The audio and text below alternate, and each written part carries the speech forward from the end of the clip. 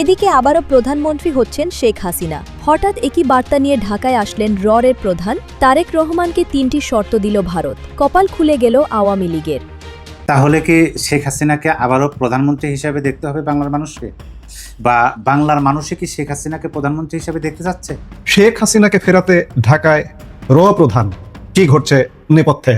দক্ষিণ এশিয়ার ভূ রাজনীতিতে কি তবে বড় ধরনের কোনো পট পরিবর্তনের ইঙ্গিত পাওয়া যাচ্ছে? শেখ হাসিনাকে দেশে ফেরার সুবিধার্থে প্রয়োজনীয় ট্রাভেল পাস প্রদান করা। তারেক রহমান এবং বিএনপি সরকার, এনসিপি, জামাত সবাইকে বলে রাখছি, আপনারা তৈরি হন, আমাদের নেত্রী আসছেন, তিনি ডিসেম্বরে আসবেন। তারেক রহমানকে মোদির সঙ্গে বসতে হবে। এর অর্থ এটাই দাঁড়ায় যে সেপ্টেম্বরে ব্রিক্সের সম্মেলনে যে আমন্ত্রণ পাঠানো হয়েছে সেই আমন্ত্রণে তারেক রহমানকে সাড়া দিতে হবে। সাড়া না দিলে অনেক কিছুই নেগেটিভ দিকে যাবে। ৩২ জামাত ভাঙছে, 32 ডক্টর ইউনূস ভাঙছে, 32 এনসিপি লোক যারা আছে তারা ভাঙছে, কেউ কারোরই সারা হইব না। আমরা আল্লাহর কাছে অনেক দোয়া করি, আল্লাহ আওয়ামী লীগ আওয়া পর্যন্ত একটু ডক্টর ইউনূসরে বাঁচায় রাখো, এই শাহরিয়ার কবিরের বাঁচায় রাখো, ব্যারিস্টার কুয়াদ্রে বাঁচায় রাখো, সালাউদ্দিন আম্মার এবারে বাঁচায় রাখো। দর্শক, নতুন একটা নিউজ আপনাকে স্বাগতম। প্রিয় দর্শক, বাংলাদেশের বর্তমান রাজনৈতিক প্রেক্ষাপট এবং পরিস্থিতির আলোকে আপনাদের সামনে কয়েকটা গুরুত্বপূর্ণ খবর নিয়ে হাজির হয়েছি, যার কিছুটা অংশ বিশেষ ইতিমধ্যেই ভিডিও শুরুতেই দেখেছেন। তো দর্শক, ভিডিও শুরুটা দেখেই কিন্তু বুঝতে পেরেছেন যে আজকের নিউজটা ঠিক কতটা গুরুত্বপূর্ণ হতে চলেছে। তাই বলবো, যারা ভিডিওটি অন করেছেন না টেনে সম্পূর্ণ নিউজটি মনোযোগ সহকারে দেখতে থাকুন, তাহলে আজকের মূল বিষয়টা বুঝতে পারবেন। তো দর্শক, আর কথা না বাড়িয়ে চলুন দেখে আসবো আজকে সেই কাঙ্ক্ষিত ভিডিওগুলো। তবে তার আগে বলবো, যারা এখনো চ্যানেলটি সাবস্ক্রাইব করেননি অবশ্যই চ্যানেলটি সাবস্ক্রাইব করে পাশে থাকা বেল আইকনটি ক্লিক করে দিন। আর যারা ইতিমধ্যেই চ্যানেলটি সাবস্ক্রাইব করে রেখেছেন তাদেরকে অসংখ্য ধন্যবাদ। তো চলুন দর্শক, ভিডিওটিতে একটি লাইক দিয়ে আমরা ধারাবাহিকভাবে সবগুলো ভিডিওর আলোচনা দেখে আসি। শেখ হাসিনাকে ফেরাতে ঢাকায় র প্রধান, কি ঘটছে নেপথ্যে? আমি আজকের দিনের আরেক ভাগের ভিডিওতেই হালকা করে একটু তথ্য দিয়েছি যে র প্রধান ঢাকায় এসেছেন। এই মুহূর্তে শুনুন বিস্তারিত। দক্ষিণ এশিয়ার ভূ রাজনীতিতে কি তবে বড় ধরনের কোনো পট পরিবর্তনের ইঙ্গিত পাওয়া যাচ্ছে? একদিকে ঢাকায় নিযুক্ত ভারতীয় হাই কমিশনারের প্রধানমন্ত্রী তারেক রহমানের সঙ্গে এক অত্যন্ত গুরুত্বপূর্ণ বৈঠক, অন্যদিকে কোনো ধরনের আনুষ্ঠানিক ঘোষণা ছাড়াই নীরবে ঢাকায় এসে উপস্থিত হয়েছেন ভারতের প্রভাবশালী বৈদেশিক গোয়েন্দা সংস্থা র-এর প্রধান পরাগ জৈন। শেখ হাসিনার ভারতে অবস্থান, তার দেশে ফেরার ইচ্ছা এবং বাংলাদেশ সরকারের প্রত্যার্পণ দাবির সংবেদনশীল আবহেই অনুষ্ঠিত হচ্ছে এই সমান্তরাল কূটনৈতিক ও গোয়েন্দা তৎপরতা। কিন্তু কেবল কি হাসিনা ইস্যু, নাকি এর নেপথ্যে কাজ করছে চীন, পাকিস্তান ও তুরস্ককে ঘিরে নতুন সামরিক অক্ষের উদ্বেগ? এই মুহূর্তের সম্পূর্ণ বিশ্লেষণ আমরা উদ্ঘাটন করব বাংলাদেশ ভারত সম্পর্কের এই চাঞ্চল্যকর সমীকরণ। ঢাকা আন্তর্জাতিক বিমানবন্দরে এক নিঃশব্দ পদচারণা এখন আন্তর্জাতিক ও সামরিক বিশেষজ্ঞদের নজর কেড়েছে। ভারতের গোয়েন্দা সংস্থা র অর্থাৎ রিসার্চ অ্যান্ড অ্যানালাইসিস উইং এর সেক্রেটারি পদে দায়িত্ব পালন করছেন অভিজ্ঞ আমলা পরাগ জৈন। একই সঙ্গে তিনি ভারতের অত্যন্ত গুরুত্বপূর্ণ সামরিক কাঠামো স্পেশাল প্রোটেকশন গ্রুপ বা এসপিজির স্পেশাল সেক্রেটারির দায়িত্বেও নিয়োজিত রয়েছেন। গতকাল রোববার এয়ার ইন্ডিয়ার একটি সাধারণ ফ্লাইটে তিনি 3 সদস্যের এক প্রতিনিধি দল নিয়ে ঢাকার হযরত শাহজালাল আন্তর্জাতিক বিমানবন্দরে অবতরণ করেন। এই উচ্চ পর্যায়ের প্রতিনিধি দলে তার সঙ্গে রয়েছেন অসীম মুকুন্দ কোটনিস, রাহুল নেড়ি এবং শৈবাল রায় চৌধুরী। সবচেয়ে কৌতূহলজনক বিষয় হলো, দুই দেশের কোনো দেশের সরকারের তরফে এই সফরের বিষয়ে পূর্ব থেকে কোনো সরকারি ঘোষণা বা প্রেস রিলিজ দেওয়া হয়নি। অত্যন্ত নীরবে অনুষ্ঠিত এই সফরের পেছনে আমন্ত্রণকর্তা হিসেবে ভূমিকা পালন করেছে বাংলাদেশের প্রতিরক্ষা গোয়েন্দা মহাপরিদপ্তর বা ডিজিএফআই। স্মরণ করা যেতে পারে, চলতি বছরের মার্চ মাসে বাংলাদেশের ডিজিএফআই প্রধান মেজর জেনারেল কায়সার রশিদ চৌধুরী দিল্লি সফর করেছিলেন। বাংলাদেশে সাম্প্রতিক রাজনৈতিক পট পরিবর্তনের পর দ্বিপাক্ষিক নিরাপত্তা ও গোয়েন্দা সহযোগিতা পুনরুজ্জীবিত করার ক্ষেত্রে সেই সফরটি ছিল প্রথম বড় পদক্ষেপ। সেখানে ভারতের সামরিক গোয়েন্দা প্রধান লেফটেন্যান্ট জেনারেল আর.এস. রমনের সঙ্গে কায়সার রশিদ চৌধুরীর দীর্ঘ রুদ্ধদ্বার বৈঠক হয়। তার ধারাবাহিকতাতে এবার ভারতীয় গোয়েন্দা প্রধানের এই ঢাকা সফর। গোয়েন্দা পর্যায়ে আলোচনার ঠিক সমান্তরালে আজ সোমবার ঢাকার রাজনীতিতে গড়িয়েছে বড় কূটনৈতিক পদক্ষেপ। বাংলাদেশে নিযুক্ত ভারতের হাই কমিশনার দীনেশ ত্রিবেদী আজ মুখোমুখি হয়েছেন বাংলাদেশের প্রধানমন্ত্রী তারেক রহমানের সঙ্গে। এই বৈঠকে এমন এক স্পর্শকাতর সময়ে অনুষ্ঠিত হয়েছে যখন গত বুধবার দিল্লিতে বসে বাংলাদেশের সাবেক প্রধানমন্ত্রী শেখ হাসিনার সাংবাদিক বৈঠক করাকে কেন্দ্র করে ঢাকা ও নয়াদিল্লির কূটনৈতিক সম্পর্কে এক ধরনের নতুন উত্তেজনা সৃষ্টি হয়েছে। তবে রাজনীতির এই গরম আবহাওয়ার মধ্যেও বাস্তবতার তাগিদে অর্থনৈতিক টানাপোড়েন নিরসনের উদ্যোগ থেমে নেই। জ্বালানি সংকট, তীব্র হওয়ায় বাংলাদেশ সরকার সম্প্রতি ভারতের কাছে বাড়তি ডিজেল সরবরাহের অনুরোধ জানিয়েছে। আজকের এই গুরুত্বপূর্ণ বৈঠকে হাইকমিশনার দীনেশ ত্রিবেদী প্রধানমন্ত্রী তারেক রহমানের হাতে কিছু তাৎপর্যপূর্ণ আমন্ত্রণ তুলে দিয়েছেন বলেই জানা গেছে। প্রথমত, আগামী মাসে ভারতের দিল্লিতে আয়োজিত হতে যাওয়া মর্যাদাপূর্ণ ব্রিক্স শীর্ষ সম্মেলনে যোগদানের জন্য ভারত সরকারের তরফ থেকে পুনরায় আন্তরিক আমন্ত্রণ জানানো হয়েছে বলে এমনটাই জানা যাচ্ছে। দ্বিতীয়ত, প্রধানমন্ত্রী তারেক রহমানকে সপরিবারে ভারতে একটি পূর্ণাঙ্গ দ্বিপাক্ষিক সফরের জন্য প্রাতিষ্ঠানিক আমন্ত্রণ জানানো হয়েছে। আজ একদিকে যখন রাজনৈতিক ও কূটনৈতিক আলোচনা চলছে, ঠিক তখনই শীর্ষ সামরিক ও গোয়েন্দা কর্মকর্তারা মুখোমুখি বসেছেন দুই দেশের দীর্ঘমেয়াদী নিরাপত্তা রূপরেখা সাজাতে। ভারতের আশ্রয়ে শেখ হাসিনা যাওয়ার পর ডিজিএফআই প্রধানের দিল্লি সফর থেকে যে বরফ গলতে শুরু করেছিল, তার মূল কেন্দ্রবিন্দুতে এখন দাঁড়িয়ে আছে শেখ হাসিনার দেশে ফেরার আইনি ও কূটনৈতিক পথ খোঁজা। ভারতে অবস্থানরত শেখ হাসিনা সম্প্রতি ঘোষণা দিয়েছেন যে তিনি আগামী ডিসেম্বরের মধ্যেই বাংলাদেশে ফিরে আসতে চান। কিন্তু অন্যদিকে বাংলাদেশ সরকারের অবস্থান অত্যন্ত কঠোর ও অনড়। সামনাসামনি দেখা যাচ্ছে পেছনে অন্য ঘটনা ঘটছে। আমি বারবারই বলছি, ঢাকা স্পষ্ট জানিয়ে দিয়েছে প্রকাশ্যে যে শেখ হাসিনা একজন সাজাপ্রাপ্ত আসামি। তাই ভারতের আইন শৃঙ্খলা রক্ষাকারী বাহিনীর উচিত তাকে গ্রেপ্তার করে বাংলাদেশ কর্তৃপক্ষের কাছে সোপর্দ করা। তবে দিল্লির যুক্তি সম্পূর্ণ ভিন্ন। ভারতীয় কূটনৈতিক কাঠামোর মতে শেখ হাসিনা কোনো পলাতক আসামি হিসেবে বেআইনিভাবে ভারতে প্রবেশ করেননি, বরং বাংলাদেশ বিমান বাহিনীর সুনির্দিষ্ট বিমানে করেই তিনি নিরাপদে দিল্লিতে পৌঁছান। ফলে ভারতীয় দৃষ্টিকোণ থেকে তিনি একজন বিপদাপন্ন অতিথি। এই কারণে দুই দেশের বর্তমান প্রত্যর্পণ চুক্তির আওতায় তাকে সোজা হস্তান্তর করা আইনগতভাবে সম্ভব নয় বলে নয়াদিল্লি ইতিমধ্যে ঢাকাকে সাফ জানিয়ে দিয়েছে। যেহেতু শেখ হাসিনা এখন স্বেচ্ছায় নিজ দেশে ফিরতে আগ্রহী, তাই ভারত মনে করে বাংলাদেশ সরকারেরই উচিত এই প্রক্রিয়াটি মসৃণ করা। এক্ষেত্রে নয়াদিল্লি ঢাকার কাছ থেকে প্রধানত 3টি পদক্ষেপ প্রত্যাশা করছে। 1, শেখ হাসিনাকে দেশে ফেরার সুবিধার্থে প্রয়োজনীয় ট্রাভেল পাস প্রদান করা। 2, তার স্বদেশী প্রবেশের নিরাপত্তা পুরোপুরি নিশ্চিত করা। 3, বাংলাদেশে ফেরার পর আদালত ও আইনের মুখোমুখি হলে তিনি যেন সম্পূর্ণ ন্যায় বিচার পান, তার লিখিত ও সুনির্দিষ্ট গ্যারান্টি দেওয়া। ধারণা করা হচ্ছে দুই দেশের এজেন্সি বা গোয়েন্দা পর্যায়ে এই বিষয়ে একটি সমঝোতামূলক খসড়া তৈরির পরই তা পরবর্তী রাজনৈতিক সিদ্ধান্তের জন্য সরকারের সর্বোচ্চ পর্যায়ে পেশ করা হবে। ভারতের গোয়েন্দা প্রধানের এই ঢাকা সফরের পেছনের সময়কালটি অত্যন্ত তাৎপর্যপূর্ণ। বর্তমানে দক্ষিণ এশিয়ায় পাকিস্তান, চীন, তুরস্ক ও সৌদি আরবের সঙ্গে বাংলাদেশের কূটনৈতিক সম্পর্কের এক নতুন মাত্রা যোগ হচ্ছে। ইতিমধ্যে পাকিস্তান, চীন ও তুরস্ক একটি নতুন অর্থনৈতিক ও সামরিক বলয় তৈরিতে সক্রিয়। গত সপ্তাহে পাকিস্তান, সৌদি আরব এবং তুরস্কের মধ্যে একটি নতুন ত্রিদেশীয় সামরিক চুক্তি স্বাক্ষরিত হয়েছে, যার মূল শর্ত হলো এই 3টি দেশের যে কোনো একটি যদি কোনো বহিঃশত্রু দ্বারা আক্রান্ত হয়, তবে তা যৌথভাবে সবার উপর আক্রমণ হিসেবে গণ্য করা হবে এবং সবাই মিলে যুদ্ধে অংশ নেবে। উল্লেখ্য, গত বছরই পাকিস্তান সৌদি আরবের সঙ্গে পৃথকভাবে অনুরূপ সামরিক চুক্তি করেছিল। এর পাশাপাশি পাকিস্তান ও তুরস্কের উচ্চপদস্থ সামরিক কর্মকর্তাদের সাম্প্রতিক ঘন ঘন ঢাকা সফরকে ভারত অত্যন্ত সতর্ক ও সন্দেহের চোখে দেখছে। ভারতের সামরিক ও কূটনৈতিক বিশ্লেষকদের মতে এই অঞ্চলে পাকিস্তান ও ভারতের বিরোধপূর্ণ শক্তির উপস্থিতি নয়াদিল্লির সার্বিক নিরাপত্তার জন্য মারাত্মক উদ্বেগের কারণ। গোয়েন্দা প্রধানদের এই বৈঠকে দ্বিপাক্ষিক নিরাপত্তা জোরদারের পাশাপাশি রোহিঙ্গা ইস্যু গুরুত্ব পাচ্ছে। কক্সবাজারের শরণার্থী শিবির থেকে রোহিঙ্গারা শুধু আশেপাশের বিভিন্ন দেশেই ছড়াচ্ছে না, বরং ভারতেও বিপুল সংখ্যায় অবৈধভাবে প্রবেশ করছে। নয়াদিল্লি একে তাদের অভ্যন্তরীণ নিরাপত্তার জন্য মারাত্মক ঝুঁকি হিসেবে দেখছে।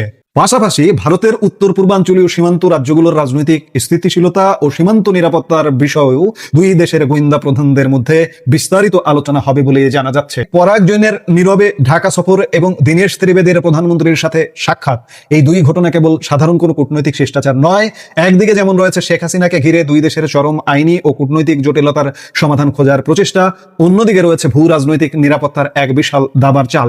পাকিস্তান, তুরস্ক, চীন বলয়ের বিস্তার এবং ভারতের উত্তর পূর্বাঞ্চলীয় সুরক্ষার সমীকরণে বাংলাদেশ এখন বিশ্ব রাজনীতিতে এক অত্যন্ত গুরুত্বপূর্ণ কেন্দ্রবিন্দুতে পরিণত হয়েছে। এখন দেখার বিষয় যে গোয়েন্দা প্রধান বাংলাদেশে এসছেন এবং শেখ হাসিনা প্রত্যাবর্তনের নিয়েই কাজ চলছে। আমার আগের ভিডিওটা কিন্তু এমনটাই ছিল। এই কাজগুলোর চূড়ান্ত পরিণতি আমরা নিশ্চয়ই খুব শীঘ্রই দেখতে পাচ্ছি বলেই প্রতীয়মান হচ্ছে। সত্য কখনো গোপন থাকে না। জুলাই আন্দোলন নিয়ে খোদ জুলাই সন্ত্রাসে যারা ষড়যন্ত্রকারী হিসেবে অংশ নিয়েছিল, তারাই একের পর এক হাড়ি ভেঙে দিচ্ছে। ফরহাদ মোজাহার, বিশিষ্ট কবি, দার্শনিক, চিন্তাবিদ এই গফুর মিয়া হাটে হাড়ি ভেঙে দিয়েছে।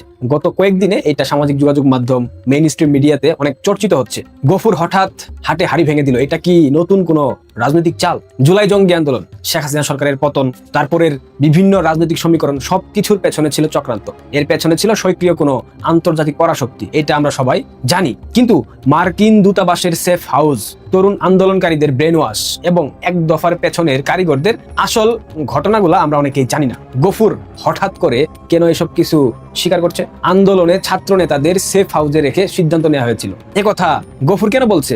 কেন গফুর বলছে প্রগতিশীল বামপন্থীরা আমেরিকার দালালি করেছে? রহস্যজনক না? গফুরের 44 বছরের রাজনৈতিক প্রজেক্ট এবং কেন তার কাঙ্ক্ষিত মজলুমের ইনসানিয়াত অর্থাৎ ইসলামী রাষ্ট্র প্রতিষ্ঠার স্বপ্ন শেষ পর্যন্ত বাংলাদেশে ব্যর্থ হলো, এটা বুঝতে হলে, অর্থাৎ গফুরকে বুঝতে হলে আমাদেরকে ফিরে যেতে হবে আজ থেকে ঠিক 44 বছর আগে। তখনকার সময়ে গফুর বলেছিল, আমরা বিপ্লব পরবর্তী শাসক তৈরি করছি যারা একটি আধুনিক ব্যুরোক্রেসি বা আমলাতন্ত্র গড়ে তুলবে। তখন তাকে প্রশ্ন করা হয়েছিল, শাসক তৈরি করছেন ভালো কথা, কিন্তু বিপ্লবটা করতে হবে, আর সেই বিপ্লব কিভাবে হবে? গফুরের উত্তর ছিল অতি সংক্ষেপে, সে তো এমনি এমনি ঘটবে, অর্থাৎ কেউ না কেউ বিপ্লব ঘটাবেই।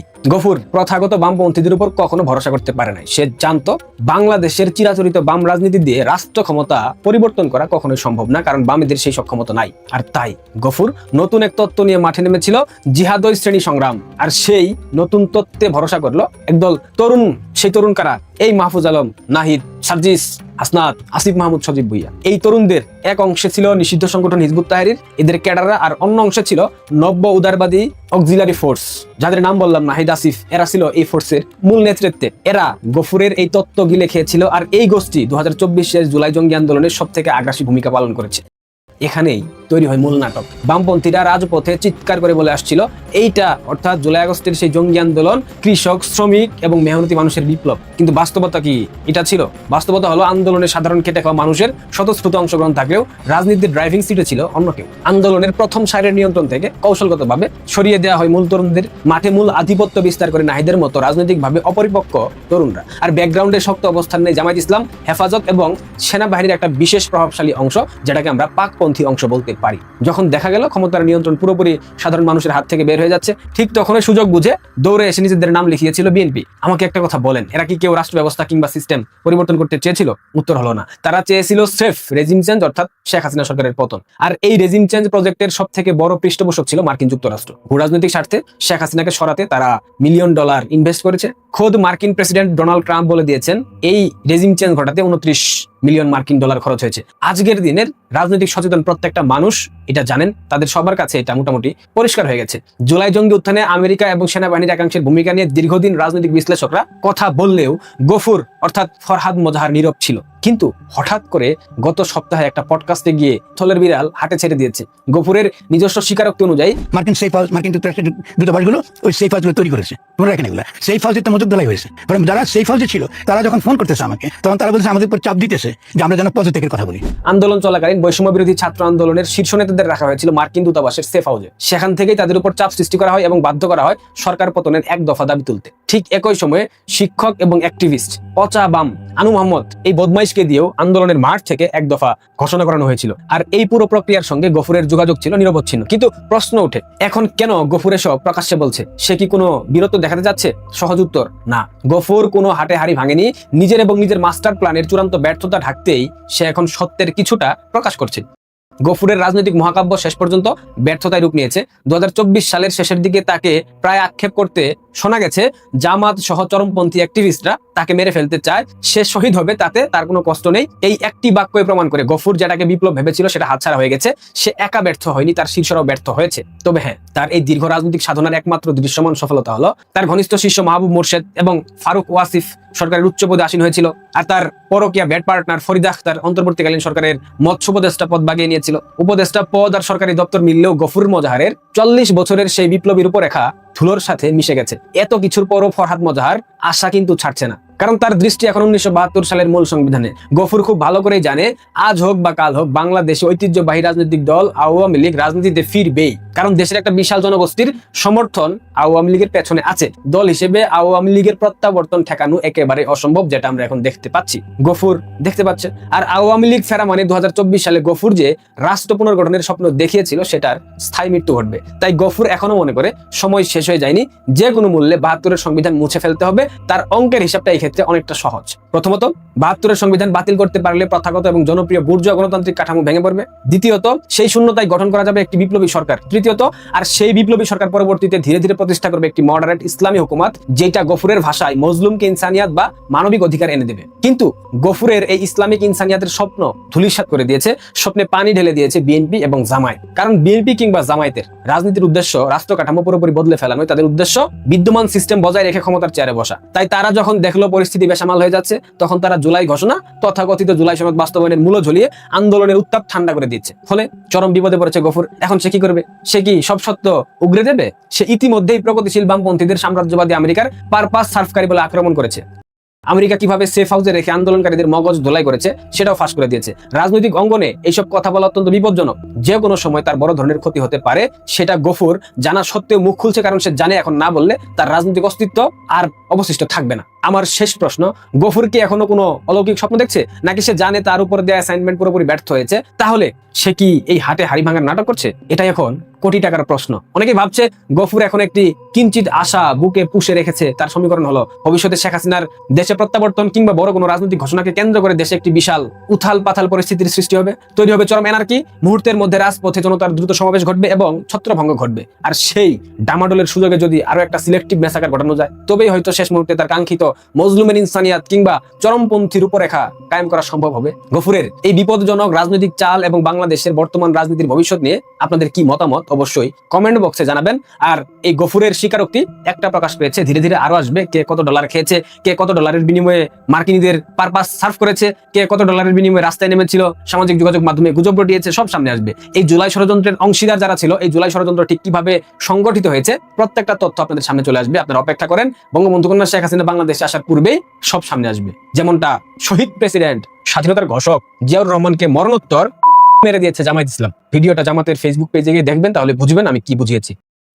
তাহলে কি শেখ হাসিনাকে আবারও প্রধানমন্ত্রী হিসাবে দেখতে হবে বাংলার মানুষকে, বা বাংলার মানুষে কি শেখ হাসিনাকে প্রধানমন্ত্রী হিসাবে দেখতে চাচ্ছে? এই প্রশ্ন যদি আপনাকে করা হয়, তাহলে আপনি কি উত্তর দেবেন? দেখেন, আমরা কিন্তু এটা খুব ভালোভাবে জানি যে বাংলার মানুষ কি চাচ্ছে। বাংলার মানুষ একটা ইনক্লুসিভ নির্বাচন চায়, অংশগ্রহণমূলক নির্বাচন চায়। আপনি জুলাই আগস্ট আন্দোলনের কথা বলবেন, সেই জুলাই আগস্ট আন্দোলনে কিন্তু একমাত্র চাওয়া ছিল সকল দলের অংশগ্রহণে একটা নির্বাচন। তখন কিন্তু এরকম ডিক্লারেশনও দেওয়া হয়েছিল না যে যদি জুলাই আগস্ট আন্দোলন সফল হয় আওয়ামী লীগকে নিষিদ্ধ করা হবে, একটা লোক রাস্তায় নামতো। যদি এরকম ডিক্লেয়ার দেওয়া হতো যে জুলাই আগস্ট আন্দোলন যদি সফল হয় মুক্তিযুদ্ধের স্মৃতিচিহ্ন মুছে ফেলার চেষ্টা করা হবে, তাহলে রাস্তায় নামতো না। তখন বাংলাদেশের মানুষের মনের মধ্যে একটাই চাওয়া ছিল যে একটা সকল দলের অংশগ্রহণের নির্বাচন হবে। এখন হ্যাঁ, বলতে পারেন যে এটা তো তাদের উপরে ক্ষোভের বহিঃপ্রকাশ, যে তারা একা নির্বাচন করে, এরকম অভিযোগ ছিল। কিন্তু গত 2 বছরের শাসনামল দেখে আপনার কি মনে হয়? প্রথমে এই কথাগুলো বললাম, হয়তো বোঝার একটু অসুবিধা হতে পারে। বিস্তারিত আলোচনাটি শুনুন, আমি টু দ্য পয়েন্টে আপনাদেরকে বোঝানোর চেষ্টা করবো। এই যে দেখেন, আমি এখানে হিসাব কষে নিয়ে আসছি, আপনাদের সামনে উপস্থাপন করবো। আপনারা আপনাদের বিবেক বুদ্ধি এবং যুক্তি অনুযায়ী এটা আপনারা কমেন্ট বক্সে অবশ্যই জানিয়ে দেবেন। আমি যে গুরুত্বপূর্ণ বিষয়টি নিয়ে আলোচনা করব, তার আগে আমি ছোট্ট করে আপনাদেরকে একটু গঙ্গার পানি বন্টন চুক্তি সম্পর্কে জানাতে চাই। এখানে আমার প্রশ্ন আসতে পারে যে কেন? বিষয়টা তো হচ্ছে শেখ হাসিনার প্রধানমন্ত্রী হওয়া না হওয়া নিয়ে গঙ্গার পানি বন্টন চুক্তি কেন? আসেন, এটা জানি। অবশ্যই এটা এই বক্তব্যের জন্য খুবই একটা প্রাসঙ্গিক এবং গুরুত্বপূর্ণ বিষয়। গঙ্গার পানি চুক্তি কোন সরকারের আমলে হয়েছিল বলুন তো?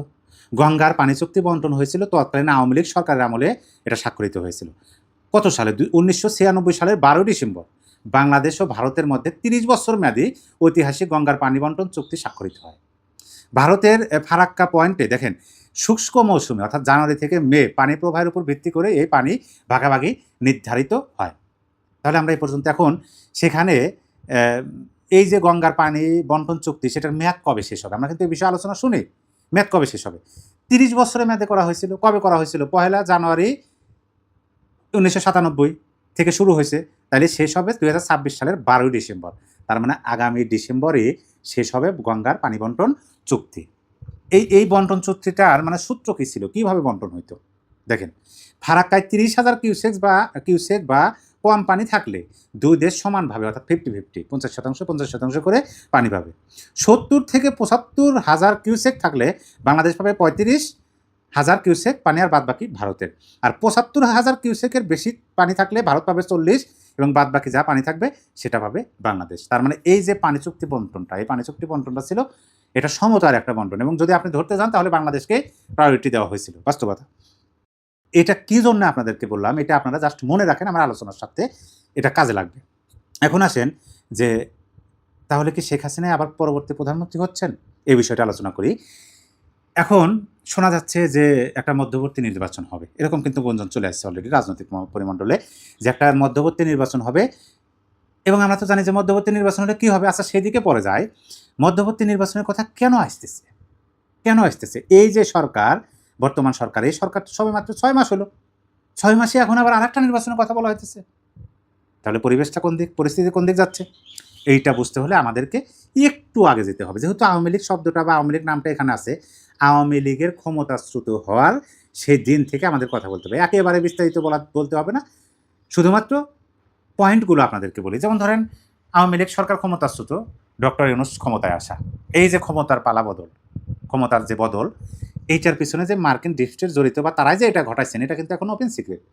এইটার বাস্তব প্রমাণ হচ্ছে ডোনাল্ড ট্রাম্প। তিনি ক্ষমতায় আসার পরে কিন্তু বলছেন 29 মিলিয়ন মার্কিন ডলার বাংলাদেশে চলে আসছে।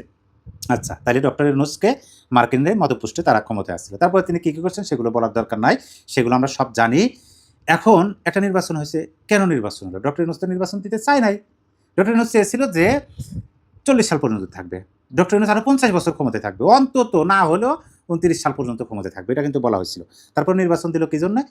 দেশের মানুষের চাওয়ার পরিপ্রেক্ষিতে যে দিতেই হবে, কারণ ডক্টর ইউনূসের শাসনামল থেকে বাংলার মানুষ মুক্তি চাচ্ছিল, সেই জন্য একটা নির্বাচন হয়ে গেছে। বর্তমানে একটা সরকার আসছে, মানুষ আশা করছিল যে এই সরকারের আমলে ডক্টর ইউনূস যেটা করছে সেইটা অন্তত তারা করবে না। যেমন ধরেন আওয়ামী লীগকে নিষেধাজ্ঞা দেওয়া, কর্মকাণ্ডের নিষেধাজ্ঞা, ছাত্রলীগ নিষিদ্ধ, এই বিষয়গুলো থাকবে না। নির্বাচনের আগে কিন্তু এই বিষয়গুলো সামনে চলে আসছিল। এখন আমার কথা হলো যে যেহেতু এই আলোচনা চলতেছে বাংলাদেশের রাজনীতিতে, যদি ইনক্লুসিভ নির্বাচন হয়, এই বিষয়টা আপনাদের উপরে ছেড়ে দিলাম, তাহলে বলুন তো কারা নির্বাচিত হতে পারে?